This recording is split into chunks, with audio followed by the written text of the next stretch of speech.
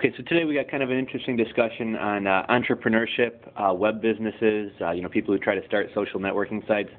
And what this kind of all comes back to and what we're kind of going to discuss here. I don't know if you guys watched the TV series True Life on MTV. Basically like a mini documentary series. Each week they follow a different person's life. So it could be True Life, I'm a cage fighter. True Life, I have a jealous girlfriend. True Life, my parents are kicking me out of the house. Every week they follow two people's stories. It's an hour-long series with commercials, so obviously they can't get too in-depth.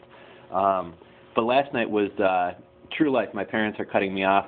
And one of the stories was just a girl, this girl's parents wanted her to move out of the house. But another guy, his mom wanted him to move out, but kind of more of the whole story was basically he had his brothers and mother had invested $10,000 with him to start a social networking site, and I guess he promised them they were all going to be filthy rich and things like that. And it turned out to be a complete and utter failure. Kind of a sad story actually too, because it wasn't like this mom just had 10 grand sitting around in a bank account that she didn't really need and he could pay her back later. It seemed like the family was struggling financially, single mother, three boys. And basically they had, their whole life, their dream had been to own a home. Finally saved up the down payment money and wound up giving it to this kid to start this website, collegejunkie.com.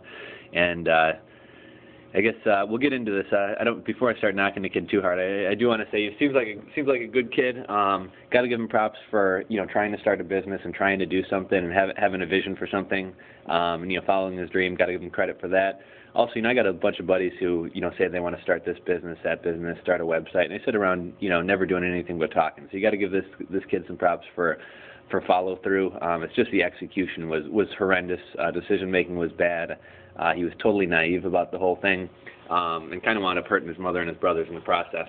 I think this episode of True Life is something everyone should watch who's starting a business, even more so and especially so if you're taking money from family and or friends, or even if you're using significant amount of your personal savings, because just the way this kid went about this was just absolutely horrendous. But yeah, like I said, before I start knocking the kid, seems like a great brother, great, son. Seems like he, loves his family. He was motivated. He was out there trying to sell ad space and putting up flyers. So he was doing stuff.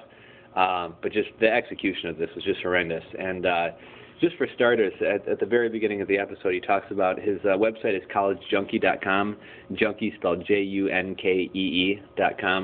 And, if you want to, a lot of people are unique about the spelling of things. It kind of separates you from the pack. Misspelling something, I guess, is seen as kind of hip or whatever. However, this kid, his reasoning was he went on GoDaddy and bought the domain when he was drunk and misspelled the word junkie. So that's why he decided to keep it as College Junkee, which is incredibly stupid. I mean, a domain name costs, I think GoDaddy's more expensive than a lot of the rest of the guys, and at GoDaddy it's like $7.99. Some other sites it's like $1.99 for a domain. So basically, because you're taking 10 grand from your mom, but because you spent $7.99 when you were drunk, you're locked into collegejunkie.com for the rest of your life. Another thing that just kind of I guess kind of illustrates that he doesn't even know the basics of web design, web marketing, branding yourself. Even if you do want to buy collegejunkie.com, even if you do want that to be your main website and have the banner on the top of your site or header or whatever, say collegejunkie.com, Junkee, you should still buy the proper spelling, buy misspellings of the word. That way, if your site grows and you got advertisements on the radio, someone hears College Junkee, even if they type your web address in wrong, they're still going to get to the site. If someone does a Google search on your site, they're still going to find you. If people hear about your site through word of mouth, oh yeah, hey, I found this cool site. It's called collegejunkie.com. People post syllabuses and things like that. Oh yeah, I'll have to check that out. I go home. How do I spell it? As long as you buy misspellings, the proper spelling, Junkee, and just have it all redirect to your site, you're going to get more traffic that way. People are going to be able to find you easier. As far as what this kid spent this 10 grand on, I mean, that really blows my mind. I don't know if he's a web designer himself and worked on it, or if he, shopped it out and hired somebody to do the work.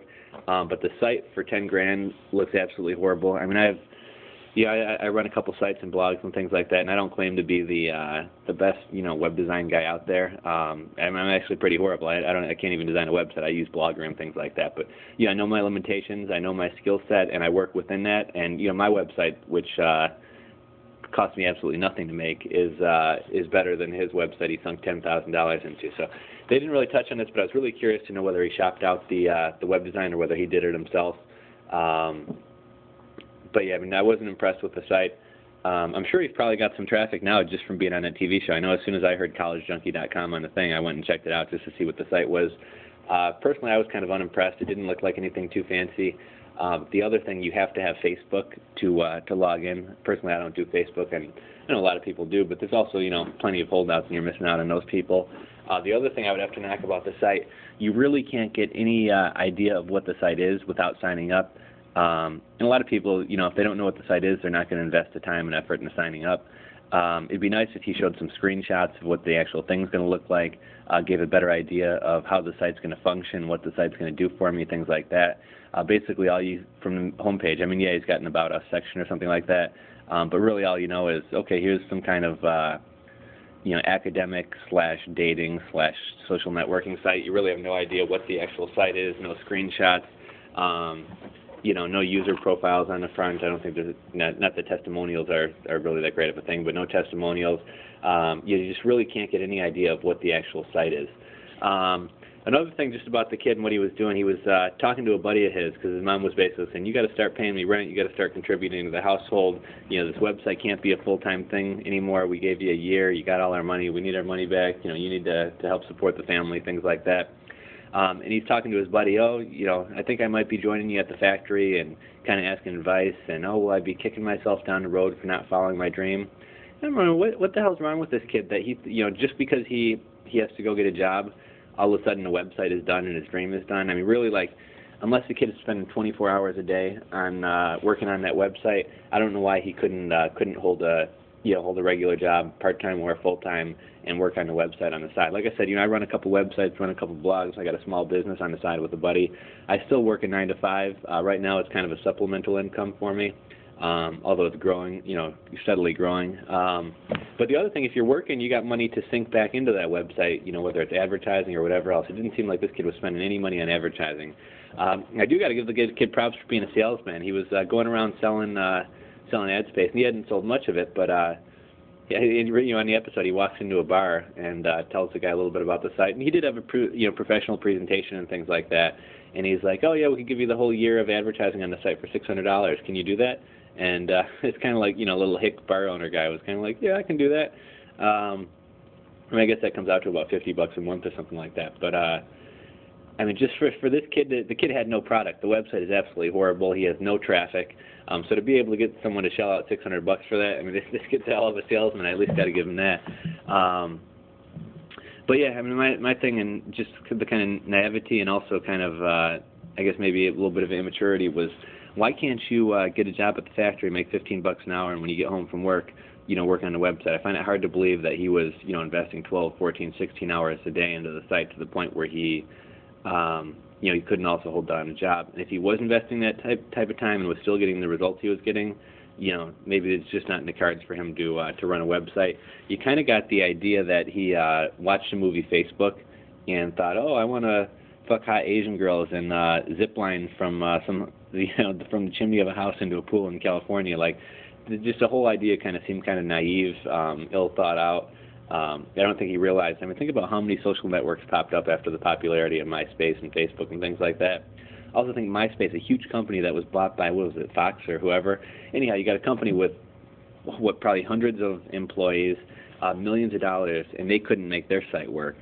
So what do you think that you working in the basement of your mom's townhouse with $10,000 that you've already blown is going to be able to get it done? I'm kind of running out of time here, so just one last thing. The kid wound up going and talking to, I guess, the owner, founder, whatever, of the site OkCupid. I went downtown Chicago and met with him, and the guy looked at his site, asked him to rate his own site. He said it was a 6 or a 7. The guy asked him if he was happy with the site, and he was like, well, my idea for the site. And the guy was like, no, not your idea, the actual site. What do you think of the product you have up there right now?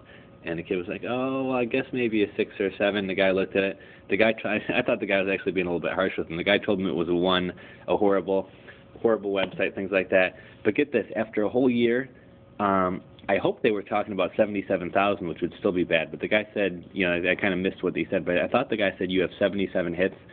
So to dump $10,000 into a website and have 77 hits, let alone even 77,000, would be pretty terrible.